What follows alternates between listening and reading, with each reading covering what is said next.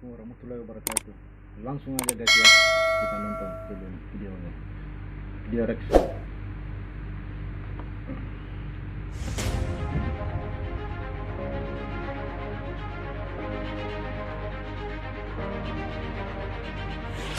Rencana perang Cina bocor, ingin satukan wilayah dinasti Qing. Rusia jadi target tapi tak berkutik.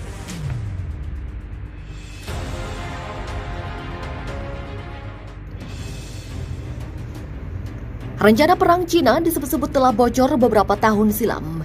Surat kabar Tiongkok Wen Weibo menulis sebuah artikel berjudul 6 Perang Tiongkok pasti akan bertempur dalam 50 tahun mendatang pada 9 Juli 2012 silam. Kini apa yang digambarkan dalam artikel tersebut kian mirip dengan realita yang ada. Dalam rencana itu, Cina diyakini bakal mengklaim seluruh wilayah kekaisaran mereka yang hilang sejak dikalahkan Inggris dalam Perang Candu pada tahun 1840 hingga 1842 sebagaimana diberitakan Intisari.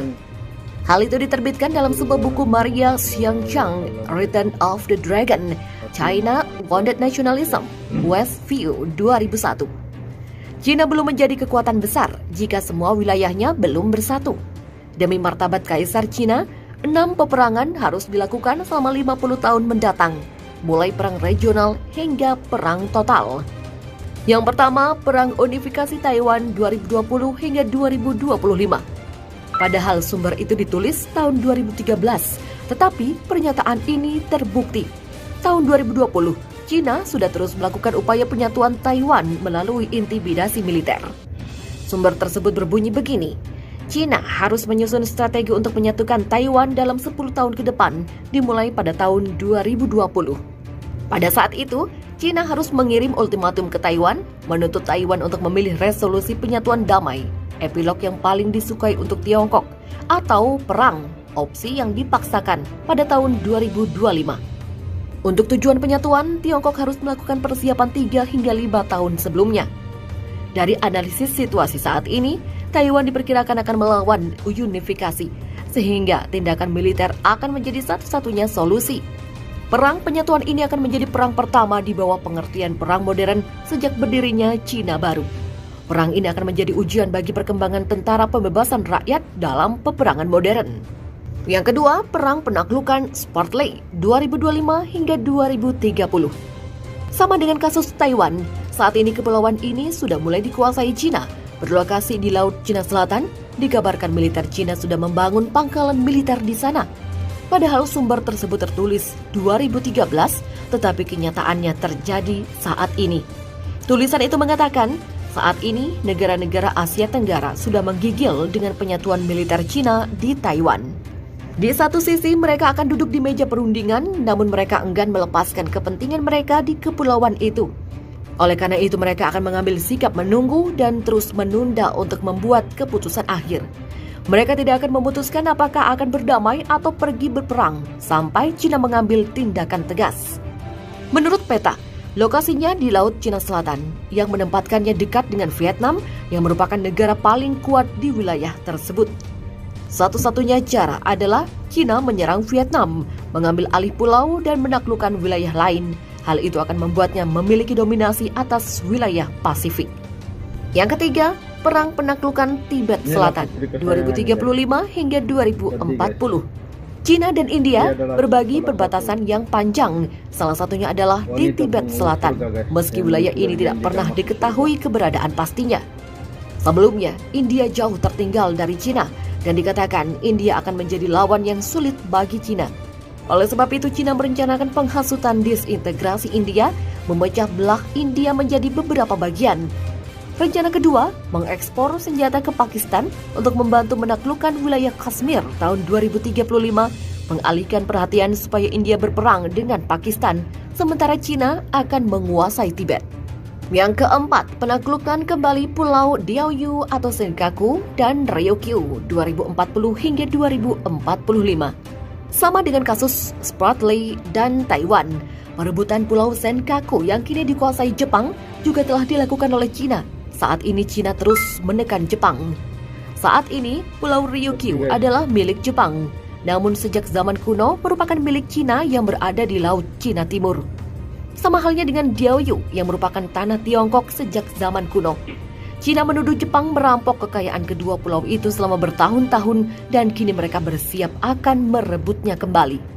Berikutnya penyatuan Mongolia luar 2045 hingga 2050. Memang Cina mengakui kemerdekaan Mongolia, namun wilayah ini akan bernasib sama seperti Taiwan di masa depan, seperti dalam tulisan yang dimuat sumber tersebut. Cina harus mengangkat masalah unifikasi dengan Mongolia luar dan melakukan kampanye propaganda di dalam Mongolia luar. Cina juga harus memilih kelompok yang mendukung penyatuan, membantu mereka untuk mengambil alih posisi kunci dalam pemerintahan mereka. Untuk menyatakan Mongolia luar sebagai kepentingan utama Cina setelah penyelesaian masalah Tibet Selatan pada tahun 2040, jika Mongolia luar dapat kembali ke Cina dengan damai, tentu saja itu adalah hasil terbaik. Tetapi, jika Cina menghadapi intervensi atau perlawanan asing, Cina juga harus bersiap untuk mengambil tindakan militer. Model Taiwan dapat berguna dalam hal ini, memberikan ultimatum dengan tenggat waktu di tahun 2045. Dan yang keenam, mengambil tanah yang hilang dari Rusia tahun 2055 hingga 2060. Hubungan Cina dan Rusia mungkin saat ini baik-baik saja. Namun hubungan itu disebut hanya sebagai bentuk ketakutan Rusia. Mereka tak bisa banyak berkutik. Sekalipun sudah tahu rencana Cina, mereka menyadari tidak ada sekutu yang lebih baik untuk melawan Amerika Serikat kecuali Tiongkok sendiri. Jika 5 perang tersebut dimenangkan oleh Cina tahun 2050, Tiongkok akan merebut tanah berdasarkan domain dinasti Qing dengan kampanye propaganda, di mana Rusia berpotensi menjadi musuh besar Cina karena menduduki 160 juta kilometer persegi tanah, setara 1/6 daratan Cina. Suasana di Laut Cina Selatan semakin memanas. Terbaru, Cina dikepung armada Amerika dan Prancis. Akibat kondisi ini, Presiden Xi Jinping mendadak minta bantuan Vietnam. Bahkan Xi Jinping langsung menghubungi Presiden Vietnam Nguyen Phu Trong melalui telepon. Keduanya merupakan orang utama partai komunis di masing-masing negara. Diberitakan Tribun Medan saat armada perang Amerika yang terdiri dari 2 kapal induk Theodore Roosevelt Carrier Strike Group dan Nimitz Carrier Strike Group berlatih di Laut Cina Selatan. Sedangkan armada lain, kapal serbu amfibi USS Amerika bersama armada Jepang berlatih di Laut Filipina. Armada Prancis kapal nuklir FS Emeraude dan frigat FS Vendémiaire nimbrung ke Laut Cina Selatan. Menteri Pertahanan Prancis Florence Parly mencuit di akun Twitter dan menyatakan terkesan dengan patroli kapal selam SNA Emeraude yang dilakukan di Laut Cina Selatan. Patroli luar biasa ini baru saja menyelesaikan lintasannya di Laut Cina Selatan, bukti nyata dari kemampuan Angkatan Laut Prancis untuk ditempatkan di tempat yang jauh dan dalam jangka waktu yang lama bersama dengan mitra strategis, yakni Australia, Amerika, dan Jepang. Demikian cuitannya disertai gambar 2 kapal tersebut. Sebelumnya, armada Perancis ini berlatih dengan 3 kapal perang TNI Angkatan Laut atau KRI di Selat Sunda. Kapal tersebut yakni KRI Barakuda 633, KRI Tenggiri 865, KRI Cakalang 852, serta 2 kapal perang Prancis versus Vendémiaire atau frigate dan FS Emeraude Submarine. Dalam latihan PASEX tersebut dilaksanakan serial latihan FLASH atau Flash Exercise, Flagois, Potux atau Photo Exercise, Mantak, diakhiri dengan salam perpisahan yang selanjutnya kapal perang Prancis melanjutkan pelayaran.